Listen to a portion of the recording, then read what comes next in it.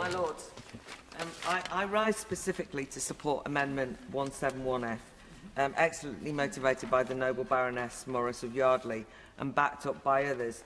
But just firstly a comment on this whole group of amendments and what interesting speeches we've heard in relation to them.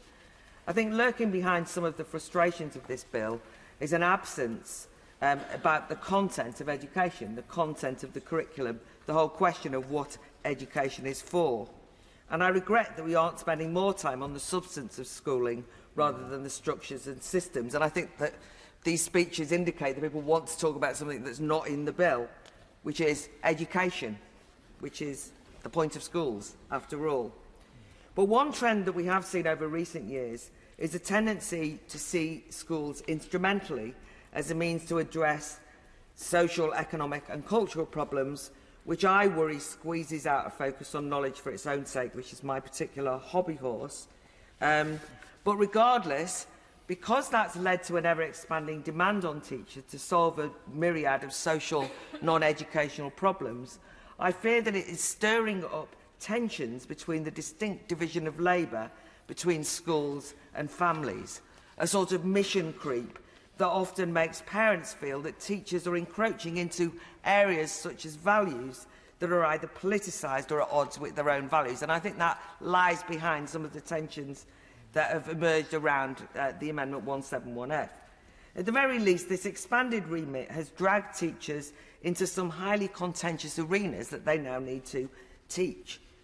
Even hearing the contributions on British values in this debate, I mean, one could argue and argue and argue over these things, and there have been arguments.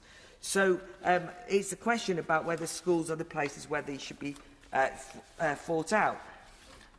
Just to use a couple of examples, I know from a number of head teachers and senior teachers that I know that there was something of a panic after the Black Lives Matters moment, when teachers were told that they had to decolonise the curriculum in the wake of the murder of George Floyd in 2020. And also in relation to the 2019 government extension of relationship with sex education, lots of senior teachers sitting around saying, well, this isn't just teaching biology. They're aware it's a toxic topic these days. It's not just something you can send in the teaching staff to. They know it goes far broader than science or facts. And the solution has been to bring in outside experts, third parties, NGOs, with their ready-made materials. But I think there's a real problem here that's actually undermining the professionalism of teachers. Because these teachers, these experts rather, can be used to train governors, teachers, directly to run workshops for pupils, supply materials, as we heard. But when you look at who's doing it, some of them at least are partisan political activists who embrace one-sided ideological approaches to contentious issues. They aren't trained as teacher trainers, they're not accredited, and there's no central regulation. Now, you'd think from this schools bill, in which, as many people have noted, it's such a centralising power grab that it's likely to squeeze the life out of school autonomy, that the government might be all over a situation where there's all sorts of people going into schools and teaching things and nobody knows what they're teaching. And on this issue, however, the DFE seems to themselves be washing their hands of it, saying it's up to schools to vet third-party providers. But I think without clear guidelines, it's hard for schools to navigate around what are, if we're really honest, contentious culture war issues. I mean, I don't know whether ministers have looked at the resources produced by some external organisations, but please do go through the research provided by Transgender Trends or the Safe Schools Alliance, because it really is more gender ideology than facts. You know, pronouns for primary school kids, etc., etc. I won't rehearse it. I think that the excuse might be that it's commercially sensitive, but actually I think often what's going on here is that things are politically sensitive. These aren't benign ideas, let alone facts. They're often divisive, totally at odds with parents, often going against their values, and certainly fall short of statutory requirements for teacher impartiality.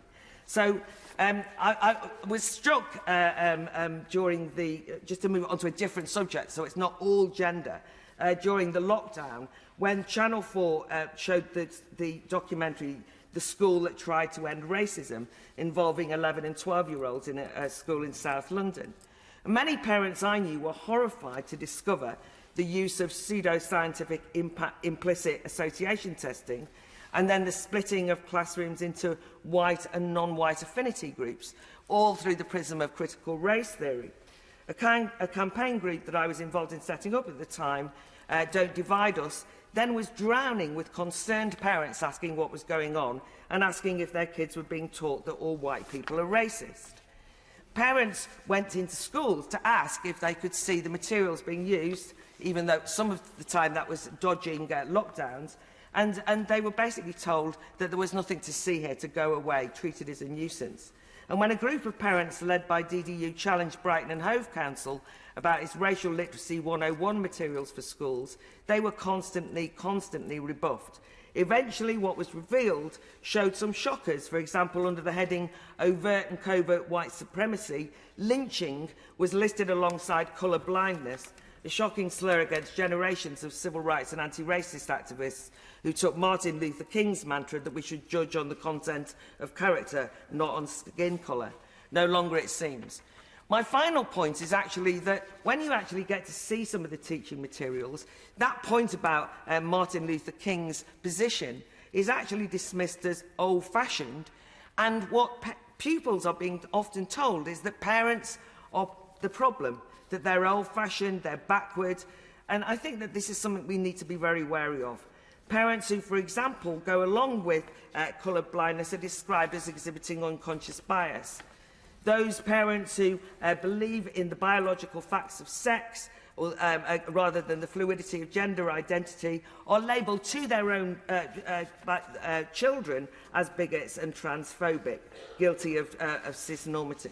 So I just think that the government has a responsibility here to diffuse what could become quite a nasty set of tensions.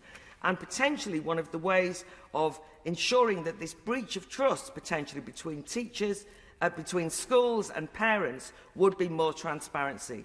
So I really think there's a no-brainer for the government. They should ensure that the spirit of Amendment 171F goes flying through and is part of the bill.